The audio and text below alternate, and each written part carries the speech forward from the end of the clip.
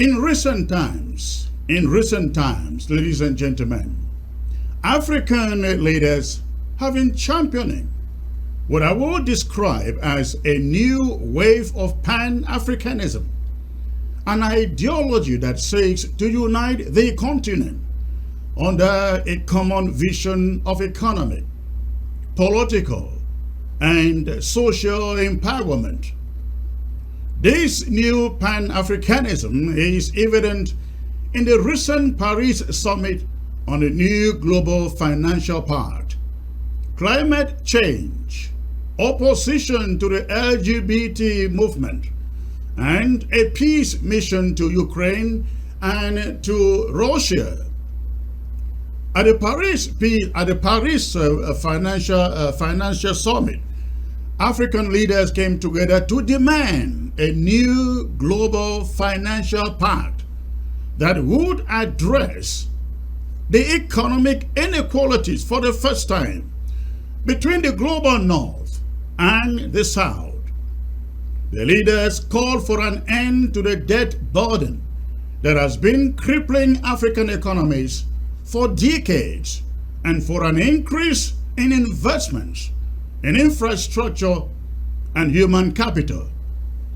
African leaders argued that such investments would not only benefit Africa, but would also help to stimulate the global economy, which has been struggling in the wake of COVID-19 pandemic.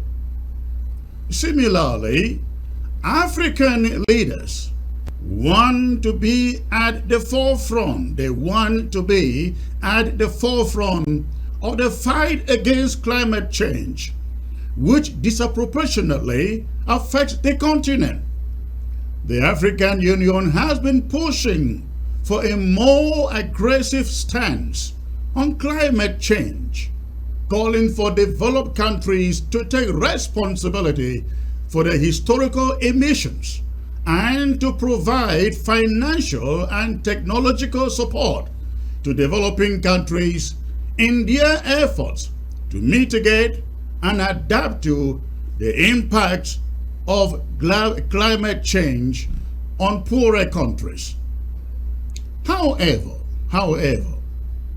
this newfound Pan-Africanism has also been met with resistance from the West, particularly regarding issues such as LGBT rights.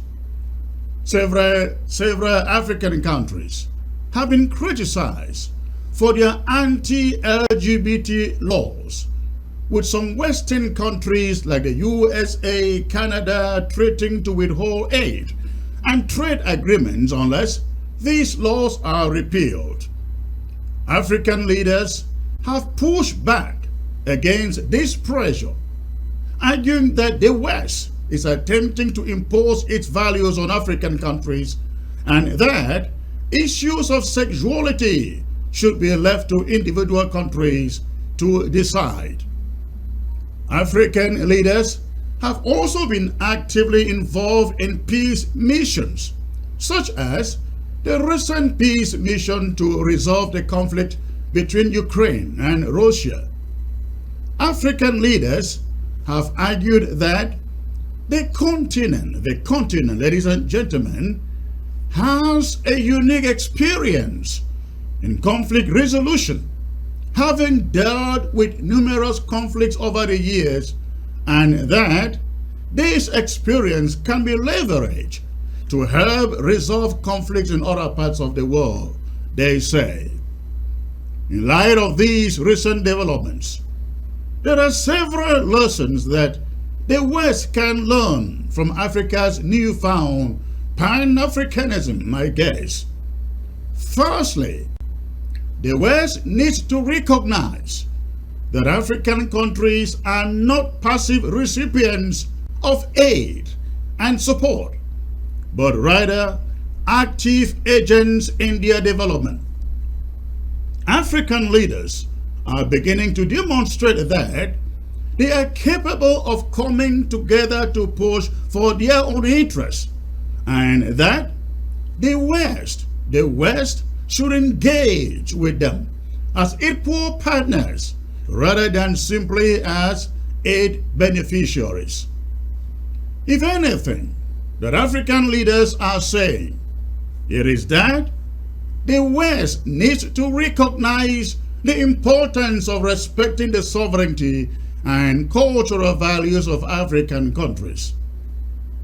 While there may be differences in values and beliefs, the West should not attempt to impose its own values on African people or countries, but rather work with them to find common ground and solutions that are acceptable to all parties.